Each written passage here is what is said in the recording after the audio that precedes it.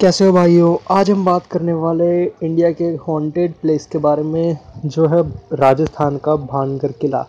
अब इस किले की ना कुछ कहानियां हैं और कुछ मनगढ़ंत कहानियां हैं। तो कुछ एक रियल कहानी है जिसके बारे में आज मैं बात करने वाला हूँ, और जो रियल कहानी है उसके ऊपर काफ़ी रिसर्च करने के बाद वो कहानी मिली है आज। तो चलो यार, बिना टाइम पास करे कहानी नहीं, थोड़ा ओवरव्यू शुरू करते हैं। तो यार, आज तक साइंटिस्ट ने भी 100% ये नहीं बोल पाए कि ये जगह पूरी की पूरी सेफ है, कोई भूत नहीं है।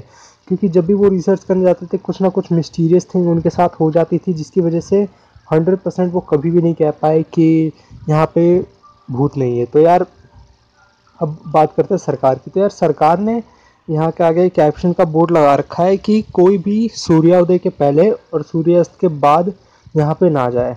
क्योंकि वहाँ के लोग कहते हैं कि क्योंकि जो भी सूर्योदय से पहले और सूर्यास्त के बाद गया, वो आज तक लौट के वापस नहीं आया। तो यार, अब बात करते हैं यहाँ की कहानी के बारे में। तो यार, एक थी यहाँ पे रानी, वो काफ़ी सुंदर थी और उस रानी का नाम था रानी रत्नावती। तो यार, आप लोगों को किसी भी कहानी में या किसी भी वीडियो में ये नहीं बताया जाएगा कि उस रानी के हस्बैंड का नाम क्या था। मैं आपको बताता हूँ, उस रानी के हस्बैंड का नाम था राजा मधो सिंह।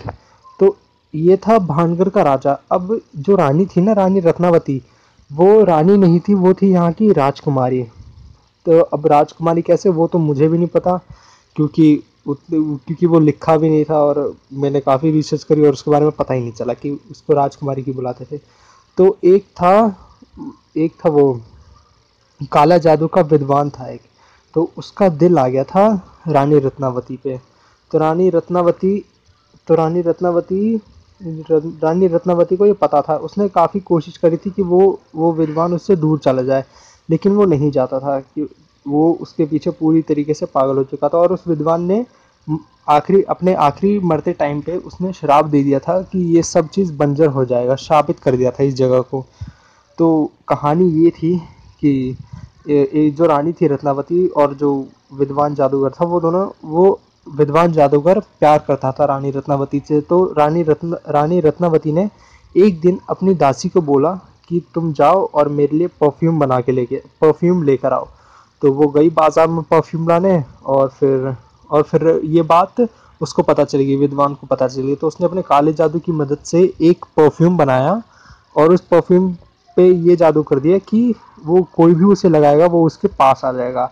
तो रानी रत्नावती भी विद्वान थी, तो उसको पता चल गई ये बात। तो उसने क्या करा, उसने परफ्यूम लिया और सीधा चट्टान पे फेंक दिया। तो जैसा कि उसने जादू किया था, वो चट्टान भी उखड़ के उसके पास चला गया। तो उसने अपने पास आने दिया। उसको लग रहा था कि चट्टान के ऊपर रानी बैठी हुई है।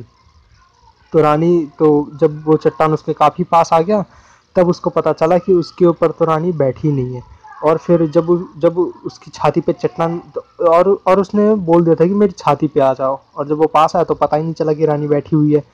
तो उसने मरते मरते ये श्राप दे दिया कि ये जगह पूरी बंजर हो जाएगी।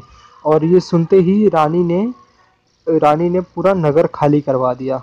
तो फिर उसकी वजह से कुछ लोग बच गए और कुछ लोग मर गए उसकी वजह से। और एक बात, ये बात मेरे को सबसे शॉकिंग लगी कि जो यहाँ के राजा महाराजा के मरने की डेट है और इसके बंजर की जो डेट है, वो वो मिलती ही नहीं। क्योंकि बंजर की डेट है 400 साल पहले, और वो राजा महाराजा के मरने की डेट है उस महल में करीब 200, 250, 300 साल पहले की बात है।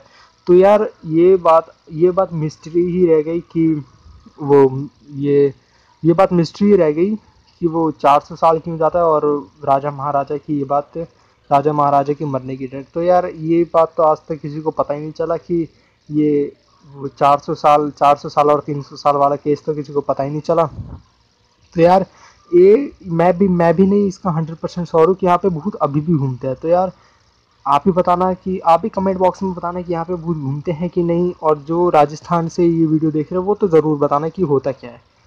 तो चलो गाइस, आज के लिए बस इतना ही। Bye bye, love you all. और मेरा पर्सनली बहुत मन कर रहा है कि इस भानगढ़ किले में एक बार होके आऊँ। यार, कितना मज़ा आएगा ना इस भानगढ़ किले में होके आऊँगा तो। यार, तो चलो यार, bye bye guys, love you all. अबे साले